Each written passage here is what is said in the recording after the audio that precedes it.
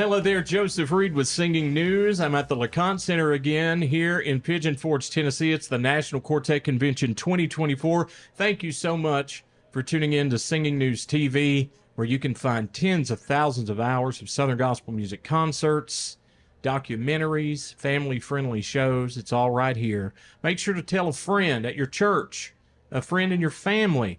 Maybe there's someone you just meet at a concert and you're talking about gospel music. Tell them about Singing News TV. Don't forget, Singing News Radio streams 24 hours a day, 7 days a week at singingnews.com. Also on the free Singing News Radio app. You can download to your smartphone or tablet. And we are on 50 radio stations from coast to coast. With me right now, a very special guest. We're glad to have this soloist, and I'm going to tell you what. I've seen this lady sing multiple times over the past 2, maybe 3 years.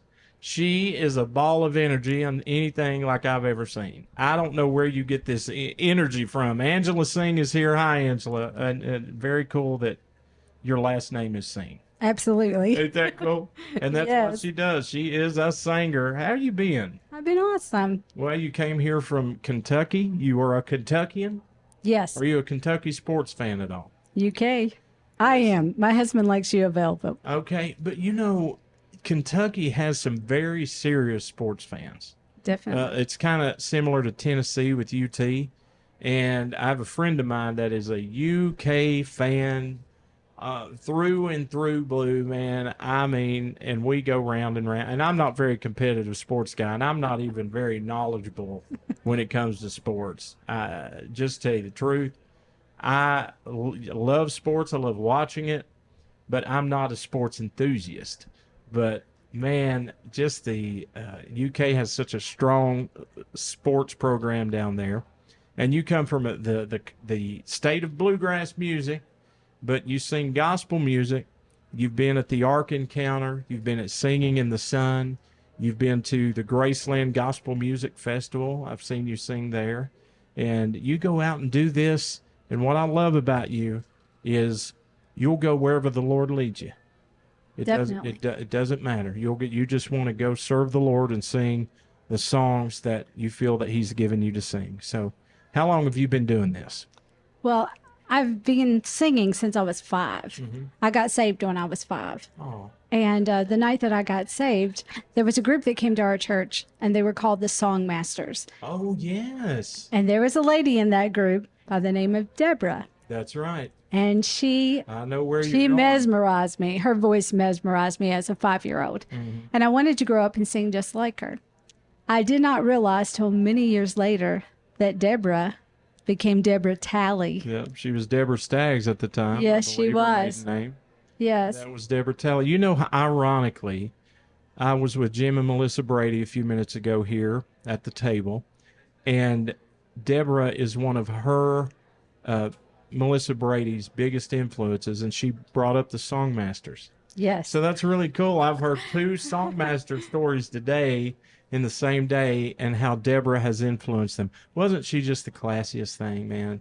Yes. Just a great dresser. What a smooth singer that she was. So that really had an impact on you. It really did. I just wanted to grow up and sing just like her. And a few years ago, they had an Empower conference, Mm-hmm. and I was able to be mentored by them at that Wow. at that conference. So it was amazing, and I was blessed, and I was able to actually share with her Mm-hmm. what that her singing and her testimony had meant to me. I love that. And look, the way she's dressed now, she dresses spunky, all the glitter. You dress so good. Do you think, what's the inspiration for your look? You know, because I'm just going to be honest with you. My dad was the kind of guy that would go to Kmart and buy clothes. They would look nice, but he wasn't real into clothing. And so when I got older, I started looking in Southern gospel music at people who and how they dressed. And so I would see the Kingsmen in these matching suits. I would see Gold City up there in these nice suits. I would see all the quartets up there dressing so snazzy. Now, my dad dressed just fine, but he didn't buy high-ticket clothes to dress. He might buy at Sears or at J.C. Penney, But I got a lot of my style early on growing up in gospel music from the influence of gospel music people. Did that happen with you, or do you just got your own thing going on?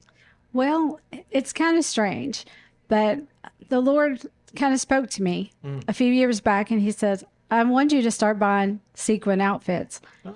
Mind you, I had never sang at a theater at that time, ever. It was just churches, and I was like, okay, Lord, I guess you know what's going on here. And I've always loved the glitter, so I was like, okay. And so he would just lead me to places. You just felt impressed to do that. And it's Yes. become a part of you. Yeah. So wherever you go, if you've been there before, they expect you to look sparkly. But Right. it matches your personality. Did anybody ever tell you that? I mean, you're just so bubbly and bright. Well, I don't know. I'm I've been saying called it. dynamite. That's right. See what I mean? Dynamite. Yeah, that's right. It does match your personality. You got the music note earrings on, the necklace. You look good. Got the belt on. I think that we should all try our best to look great when we represent the Lord. You know? Definitely. We should look great. Angela here has been recording music for a long time. When did you go out on the road and start booking dates and start singing at other places? When did that happen? Well, it's been a few years now. Really, it kind of broke open for me about 2016. But prior to that, I had spent 3 decades in fear and stage fright. And it wasn't until 2012 that Christ released me from that. Wow. And so I would never have thought that. yeah.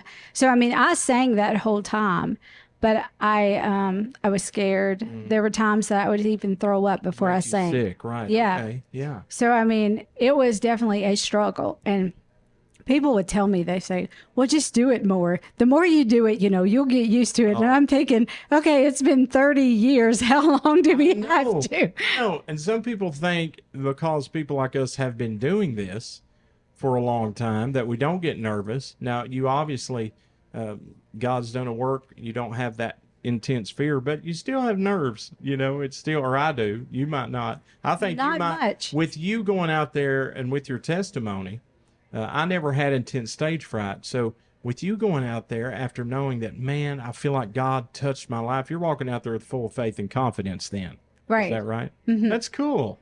Yeah. Very good. It was like when he took it away, he took it away. So you go up there full confidence. I still get a little nervous. I'm just going to tell you, but it's not a problem. I usually warm up.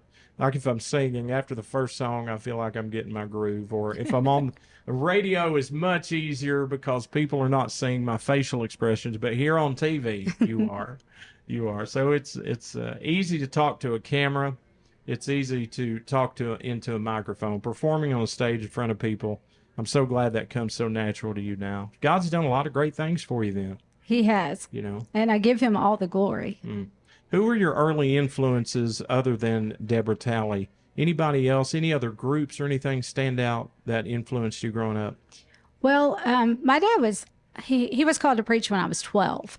So we had a lot of groups that came through, but I had a lot of musical influence in our home. I mean, Oh, very good. yeah, my mom and dad, my mom introduced me to the Bee Gees. No, my dad was a little more Southern gospel, and he liked country music. So I got like a mix of genres. And so I sing what I like. So it could be a hymn, it might be a contemporary song, it might be Southern gospel, it might be something with a lot of soul. It just... Yeah, I've heard you do this. I've heard you do all of that. And the cool thing about that is whenever you have an artist like Angela who will come to your church or event, she's going to sing a style of music for everyone in the room. So if it's youth, if it's kids, if it's middle age, if it's senior citizens, something she's going to sing is going to relate to everybody. And that's pretty special because not everybody has that ability to branch out in so many different styles that you do. So that's pretty cool. Yeah. And you just kind of evolved that way? Yeah. It's just been natural for you? Yeah, it's been rather a natural process. So how difficult is it when you go in the studio to record and you've got all these styles that you love and that you sing? And you have to decide, okay, am I when I pick songs, do you say, well, I need a Southern gospel one, I need an inspirational one, or do you just let the songs do what they do? You just love the song regardless of the style. Well, I just love the song regardless of the style. If it speaks to me and I like it, and I know that it's kind of like this. If you don't really like a song, you're not going to be able to deliver that song. What you just heard is valuable. That was great. If you have to believe in it. You know, there are songs that you might even be able to sing well, but if we don't relate to it as a performer, as a singer, we can't deliver that. That's a really good statement. Yeah, very good. But I mean, that's just how it is.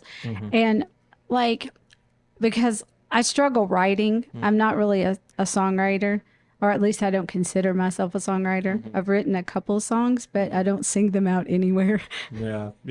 And so I struggle with that.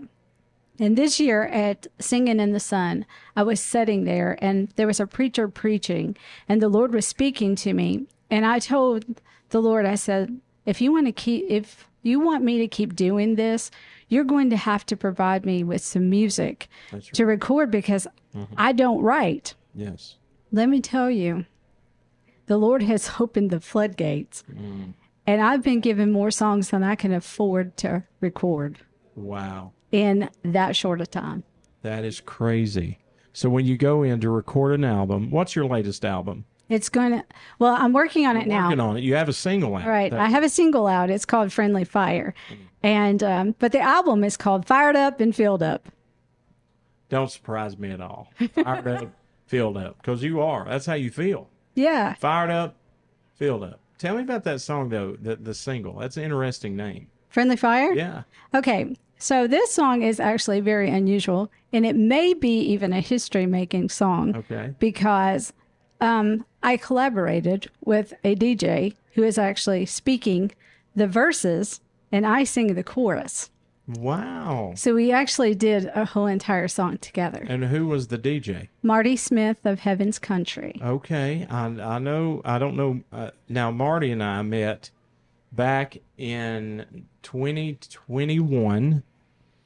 He was hosting a TV show, and what a great guy. I didn't know that you collaborated with him. Yeah. Just a cool guy, a country guy, man.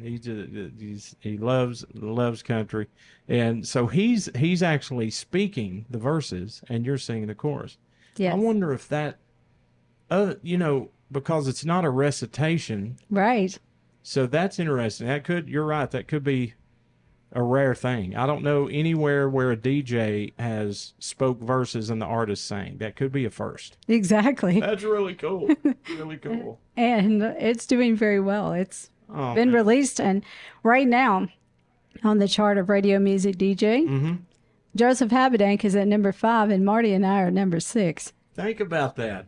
Well, now, Radio Music DJ, for all of you, that is a site to where when radio people want to find new material, they can go to Radio Music DJ, search music by genre, style, tempo, and they review music to add to their programming on the radio station. So tens and hundreds of thousands of people actually filter through that. So to be able to get there is really impressive. Congratulations. That's great.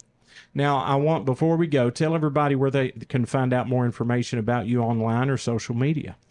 Angela Seng Music.org. And is that S-E-N-G? It is, S-E-N-G. So it's Angela Seng, but it's S-E-N-G. So it's angelasengmusic.org. And you're on Facebook. Yes, I'm on Facebook as well. And Instagram? Yes, I am. I don't post much on there, but I'm there. Okay. Well, here's what you need to do on Instagram. We're going to tell Angela what to do. You need to post outfit pictures, outfit of the day. Ain't that what it's called, Carson? Outfit of the day. Hashtag OOTT people are using, and they're posting their outfits of the day because look at all this sparkle. You need to do that. I have to tell you something. So the last time we were at the Ark together singing, and I had this one outfit on. It was kind of blingy, but then I really did the one for the main stage. And I ran into this little girl. She was 10 years old that was at the concert. And she saw me in the upstage outfit. And she goes, this outfit is really a whole lot better than the one you just had on. So I have a 10-year-old that's my fashion consultant. That is amazing. Because that, my friends, is kids being brutally honest. 100%. Angela, thank you for hanging out with us. You're such a wonderful person. Thanks for being with us on the show. Thank you for being with us at the Quartet Convention, and we appreciate it very much. They can find your music wherever they stream their favorite music, right? Yeah, iTunes, Spotify, Angela Seng, SENG, or angelasengmusic.org.